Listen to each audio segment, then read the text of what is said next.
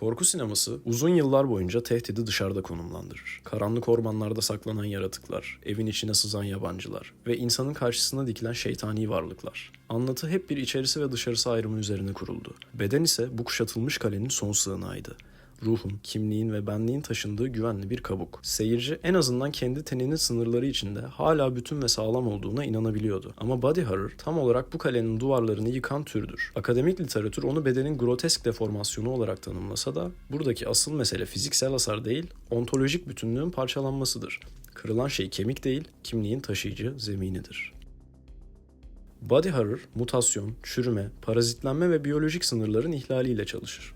Buradaki grotesk kavramı sadece basit bir çirkinlik değildir. Rus filozof Mikhail Bakhtin'e göre grotesk beden, modern estetik anlayışının tasarladığı gibi dünyadan yalıtılmış, kapalı ve kendi içinde tamamlanmış bir varlık değildir. O, bitmiş ve sınırları kesin çizgilerle belirlenmiş bir bütün olarak kavranamaz. Aksine sürekli oluş halinde olan, kendini aşan ve kendi sınırlarını ihlal eden bir bedendir. Bu nedenle vurgu bedenin dış dünyaya açıldığı noktalara yönelir. Dünyanın bedene girdiği ya da bedenin dünyaya taştığı açıklıklara, ağız, cinsel organlar, karın, burun gibi çıkıntılar ve boşluklar, yeme, içme, doğurma, boşaltma gibi süreçler grotesk bedenin merkezindedir. Çoğu zaman karıştırılan gore ve body horror arasındaki uçurum bedene bakış açısında gizlidir.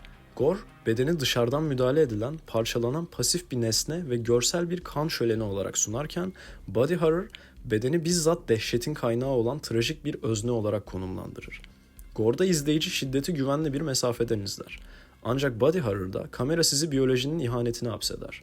Burada kabus dışarıdaki bir katilden değil, bizzat kendi hücrelerinizden başlar.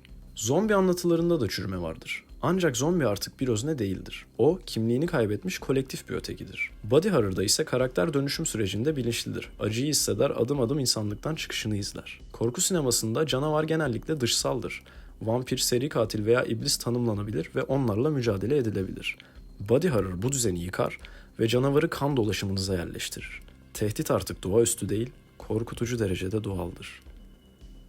Body horror, sinemada bir görsel patlama olarak yaşanmadan çok önce insan zihninde sessiz bir şüphe olarak doğmuştu. Bu şüphe, modern insanın en büyük yanılsamasını hedef alıyordu. Beden gerçekten bize mi ait, yoksa üzerinde sahte bir hakimiyet kurduğumuz kırılgan ve yabancı bir organizma mı?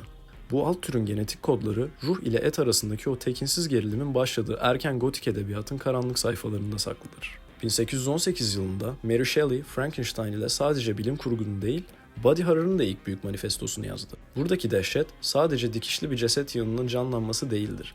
Pasif bir et parçasının kendi acısının bilincine vararak yaratıcısından bağımsız ve kontrol edilemez bir özneye dönüşmesidir. Victor Frankenstein'ın asıl suçu ceset parçalarını yeniden birleştirerek ona müdahale etmesidir. Shelley'nin metni, modern tıbbın henüz emeklediği bir çağda şu sarsıcı soruyu sormuştur. Beden üzerinde mutlak kontrol mümkün mü?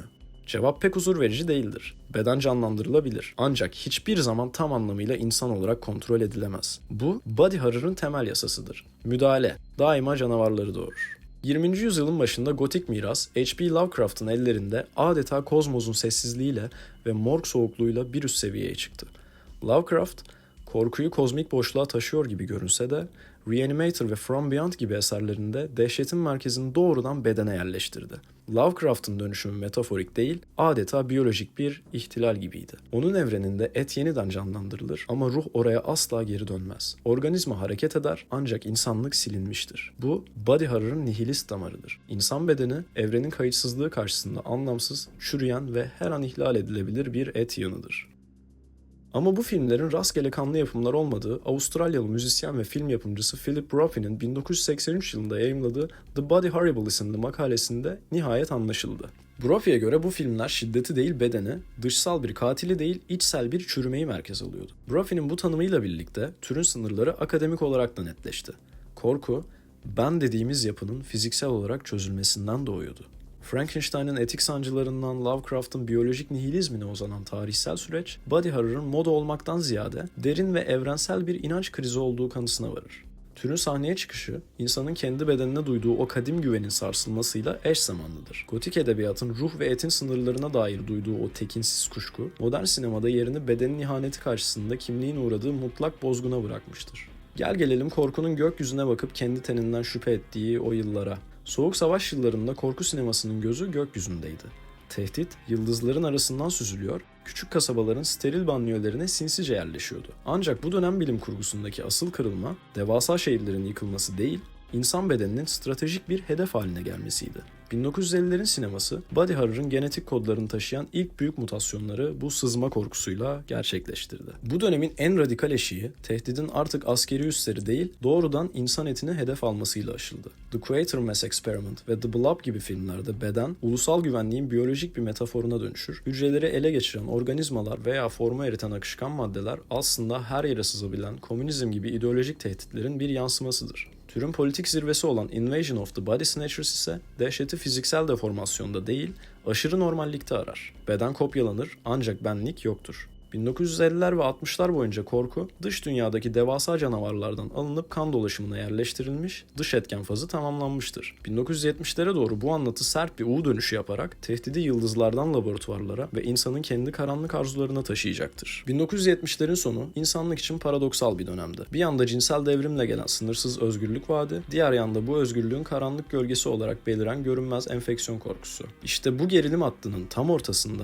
David Cronenberg, body horror'ı basit bir şok öğesi olmaktan çıkarıp düşünsel bir devrime dönüştürdü. Onun sinemasında beden sadece parçalanan bir organizma değil, teknoloji, ideoloji ve arzu tarafından durmadan yeniden yazılan bir metindir. Cronenberg'in erken dönem eserleri olan Shivers ve Rabid, bu yeni dönemin yani cinsel yolla bulaşan korkunun ilk manifestolarıdır. Bu filmlerde enfeksiyon artık dış uzaydan gelen bir kaza değil, bireyin içinde hapsolmuş, arzuların bedeni delip geçerek dışarı taşmasıdır. Haz burada bulaşıcı bir dehşete dönüşür. Dokunmak ve birleşmek artık şefkat değil, kaçınılmaz bir başkalaşım anıdır. Cronenberg'in buradaki radikal tespiti şudur: beden, toplumsal baskılarla bireysel arzuların çarpıştığı bir savaş meydanıdır. Kişinin kendi organizması üzerindeki kontrolü yitirmesi aslında o dönemin toplumsal düzeninin de çatırdamaya başladığının işaretidir. Videodrome ile Cronenberg teorisini daha da ileri taşıyarak teknolojiyi bedenin bir parçası haline getirir. Televizyon yayını artık dışsal bir araç değil, sinir sistemine sızan ve beyinde tümör benzeri mutasyonlar yaratan bir biyolojik etkendir. İzlemek, dönüşmektir. Burada Michael Foucault'un biyopolitika kavramı tüm çıplaklığıyla teknolojik bir evrimle birleşerek yansıtılır. Modern iktidar artık sadece yasalarla dışarıdan hükmetmez. Biyoteknolojik bir cerrah gibi doğrudan nörolojik kanallara sızar ve hücreleri kendi arzusu doğrultusunda yeniden kodlar. Türün en insani ve trajik ifadesi kuşkusuz The Fly'dır. Seth Brundle'ın bir sinekle genetik olarak birleşmesi başlangıçta bir evrim ve güçlenme olarak algılanır.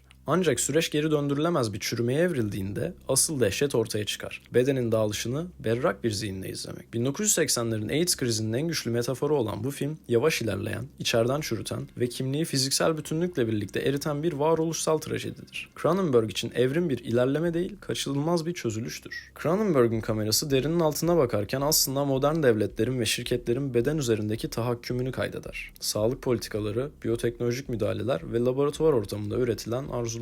Beden artık sahibine ait bir tapınak değil, dış tehditlerin deney sahasıdır. Onun sineması, kontrol ettiğini sandığın organizma seni her an yeniden şekillendirebilir feryadıdır. 1980'lerle birlikte body horror, Cronenberg sayesinde alt kültürel bir tuhaflık olmaktan çıkıp, pratik efektlerin dehasıyla akademik ve estetik bir zirveye ulaştı. Bu altın çağın merkezindeki o tek ve sarsıcı fikir hala geçerliliğini koruyor. Beden sabit değildir. O, her an mutasyona uğrayabilen, manipüle edilen ve nihayetinde sahibine ihanet eden istikrarsız bir organizmadır. H.P. Lovecraft'ın insanın evrendeki mutlak önemsizliği üzerine kurulu zihinsel dehşeti, 1980'lerde Stuart Gordon'un ellerinde doğrudan doku ve kemiğe indirgenerek body horror'ın en anarşik örneklerine dönüşmüştür. 1985 yapımı Reanimator, ölümü doğaüstü bir lanet olmaktan çıkarıp floresan yeşili bir serumun tetiklediği biyolojik bir hataya dönüştürürken, zombiyi bilincini yitirmiş, kasları bağımsız hareket eden, grotesk bir et yığını olarak yeniden tanımlar. Burada insan formunun komikleştiği an tam olarak trajikleştiği andır. Çünkü beden bütünlüğü çözüldüğünde geriye kalan şey sadece biyolojik bir maddedir. Gordon, From Beyond ile bu yıkımı algı düzeyine taşır. Epifiz bezini uyaran bir cihazla boyutlar arası hakikat görünür kılınır. Ancak Lovecraft evreninde bakmak nötr bir eylem değil, fiziksel bir bedeldir. Algı genişledikçe organlar bedenden dışarı fırlar, dokular şişer ve insan formu bu büyük hakikati taşıyamayarak biyolojik olarak patlar. Bu filmlerin sarsıcı etkisi, CGI öncesi dönemin somut lateks protezleri ve animatronik efektleriyle pekişerek soyut korkuyu fizyolojik bir tiksintiye dönüştürür. Sonuçta Lovecraft Lovecraftian body horror, insan bedeni evrenin devasa karmaşası karşısında sadece parçalanmayı bekleyen, dayanıksız ve geçici bir sınır olduğunu ve hakikati gerçekten görürsek ona zihnimiz değil, biyolojimiz dayanamayacağı düşüncesini savunur. John Carpenter'ın 1982 yapımı başyapıtı The Thing, body horror sinemasının zirve noktasıdır. Çünkü burada yaratık kurbanını sadece öldürmekle kalmaz, onu hücresel düzeyde taklit eder, anılarını çalar ve bizzat onun yerine geçer. Bu noktada korku, bir şekil bozukluğundan çıkıp mutlak bir aidiyet krizine dönüşür. The Thing'deki asıl kırılma, yaratığın taklit yeteneğinin kusursuzluğudur. Ses, yüz, bakış ve hatta en mahrem anılar bile birebir kopyalanır. Body horror'ın ulaştığı bu en radikal ontolojik aşamada birebir kopyalanabilen benliğin özgürlüğünü de ortadan kaldırarak bedeni sahipsiz bir boşluğa iter. Asimilasyon türün en korkunç senaryosudur. Çünkü bir çürüme ya da yavaş bir mutasyon durumunda hala siz varsınızdır. Ancak asimilasyonda siz artık yoksunuzdur. Sadece sizin gibi görünen bir başka şey vardır. 1950'lerin Invasion of the Body Snatchers'ındaki o ideolojik yabancılaşma burada yerini vahşi bir hücresel imhaya bırakmıştır. Kimlik mikroskobik ölçekte yok edilmektedir. Filmin yarattığı dehşet, Rob Bottin'in dijital çağ öncesi sınırlarını zorlayan pratik efektlerinde somutlaşır. Göğüs kafesinin aniden dişli bir ağza dönüşmesi veya kopan bir başın örümcek gibi ayaklanıp yürümesi sadece kanlı birer görsel değildir. Bu sahneler insan bedeninin sınırlarının artık geçerli olmadığını ilan eder. İnsan formu sabit değildir. Organlar yer değiştirir. Doku başka bir türe evrilir ve et güvenilmez bir çabuna dönüşür. İzleyici burada sadece bir canavar görmez. Dokunsal bir rahatsızlıkla kendi etinin de ne kadar şekillendirilebilir olduğunu hisseder. The Thing'i tür içinde eşsiz kılan fiziksel deformasyonu psikolojik bir güvensizlikle harmanlamasıdır. Ekip üyeleri arasındaki hangimiz insan sorusu, filmi basit bir yaratık anlatısından çıkarıp kapalı bir toplumda güvenin tamamen çöküşüne taşır. Soğuk Savaş'ın sızma paranoyası burada biyolojik bir metafora dönüşür. Düşman dışarıda değildir, aranızdadır. Hatta en korkuncu, siz bile şey olduğunuzun farkında olmayabilirsiniz. Cronenberg bedeninin evriminden bahsederken Carpenter bedenin mutlak güvenilmezliğini ilan eder. Bu evrende kurtuluş yoktur ve testler bile kesinlik sunmaz.